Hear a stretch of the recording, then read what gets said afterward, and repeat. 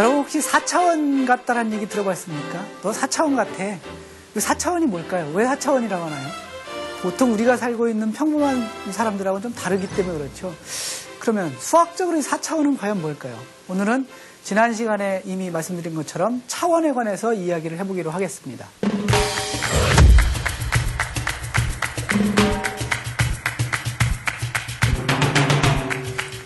자, 수학자들은 다른 과학을 하는 사람보다 좀 특별한 능력이 있습니다. 그 중에 하나가 뭐냐면 눈으로 볼 수 없는 불가능한 것을 실현시켜 줄 수 있는 능력이 있습니다.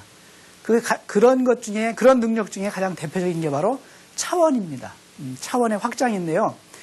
그럼 우리가 이제 이런 걸 알아야 되는데 차원이 뭐지? 차원이 과연 뭘까요?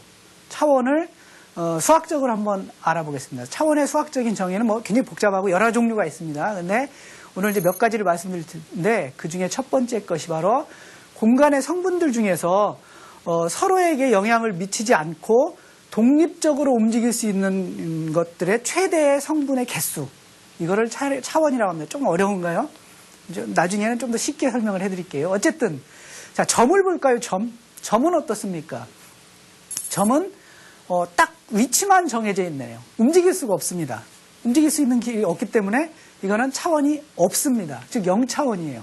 선은 어떤가요? 선 위에 있는 게 뭡니까? 선은 많은 점들로 이루어졌다고 아마 중학교 때 배웠을 겁니다. 그래서 선 위에 점을 하나 딱 찍으면 이 선이 어떻게 움직입니까? 오른쪽으로 가든 왼쪽으로 가든 두 방향으로밖에 못 움직이죠. 그러니까 근데 어떤 쪽으로 가든 그 점이 움직이면 하면 거기에 다 도달할 수 있습니다. 오른쪽 왼쪽 한쪽으로 한 방향이죠. 그러니까 한 가지죠. 이게 방향은 두 가지지만 앞으로 가느냐 뒤로 가느냐의 차이가 있지 한 가지밖에 없습니다. 움직일 수 있는 것은. 그래서 이것은 1차원이 됩니다. 자, 2차원은 어떤가요? 2차원이라면은 그렇다면 움직일 수 있는 방법이 두 가지는 돼야지 되겠네요. 자, 그런데 이 2차원을 표시할 때 우리는 좀 색다른 방법을 써야 됩니다. 보통의 방법은 안 되고요. 그래서 어떻게 하느냐? 1차원에서 생각했던 수직선이 있었죠. 그거를 이 수직선을 두 개를 서로 직교하게 놓습니다. 그래서 그 직교하게 놓고 그러니까 수직하게 놓는 거죠. 그리고 그것을 뭐라고 하냐면 직교 좌표계라고 합니다. 여기가 바로 2차원 공간상입니다. 이걸 처음 만든 사람이 여러분 잘 알다시피 프랑스의 수학자 데카르트라는 사람이죠. 그래서 경우에 따라서는 이것을 데카르트 좌표계라고도 합니다.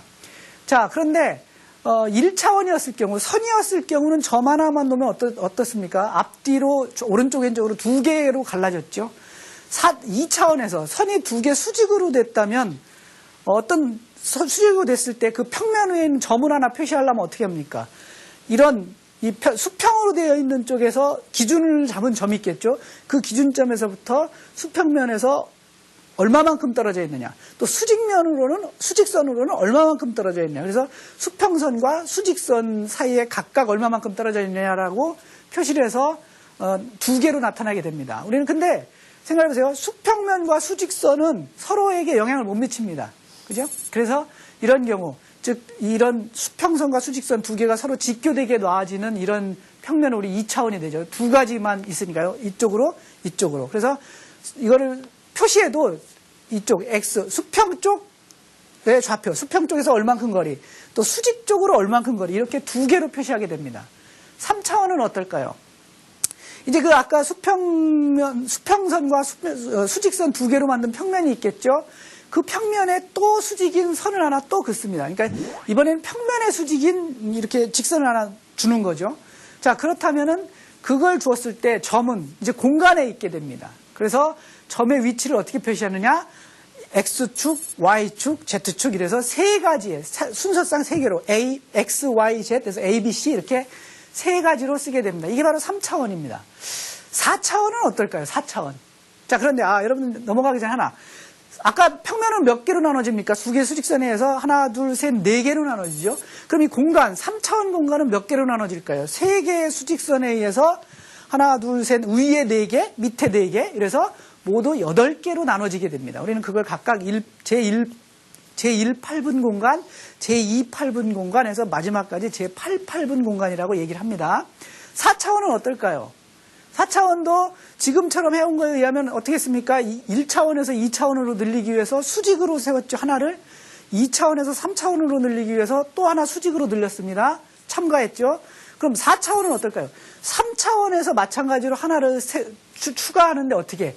그 3차원 공간에 수직이 되게 첨가를 해야 될 겁니다. 그림이 그려지시나요?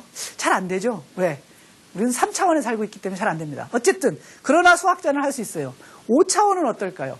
다시 4차원으로 만들어진 거에 수직선을 하나 추가하는데 어떻게? 수직이 되게, 그 5차원 공간과 수직이 되게 이렇게 확장을 합니다. 그럼 n차원은 어떻게 될까요? n-1차원이 있다면 거기에 수직이 되는 축을 하나 더 넣어주면 n차원이 되겠죠. 물론 그림으로 나타낼 수는 없습니다. 단지 우리가 상상만 할 뿐이죠. 이런 얘기를 한번 해볼까요? 여러분들 아마 차원이 좀 복잡한데 이건 높은 차원과 낮은 차원에서 여러 가지 것들이 좀 복잡한 문제들이 있는데요. 여러분들 2차원, 여러분들이 지금 2차원 평면의 세계로 갔다고 생각해 보세요. 2차원 세계에 사는 사람들이 미인대회를 열었다고 해봅시다. 그러면 최고 예쁜 사람으로 고르는 기준은 뭐가 있을까요? 그 사람들의 눈으로. 우리처럼 뭐 이렇게 요즘은 안 하지만 옛날처럼 뭐 미인대회 하면은 이렇게 이렇게 무슨 사이즈를 보고 36, 24, 36, 뭐 키는 얼마 170 이런 걸 볼까요? 과연 볼 수 있을까요? 2차원 사는 사람들이. 2차원은 어떻다고 했습니까? 평면이라고 했습니다. 평면. 평면에서는 이렇게 툭 튀어나왔다든가 이게 볼륨 있는 걸 모릅니다. 단지 알 수 있는 거 뭘까요? 넓이입니다. 넓인데 그 사람들이 넓이를 눈치챌까요? 못합니다. 왜? 평면에 붙어서 살기 때문에. 그럼 그 사람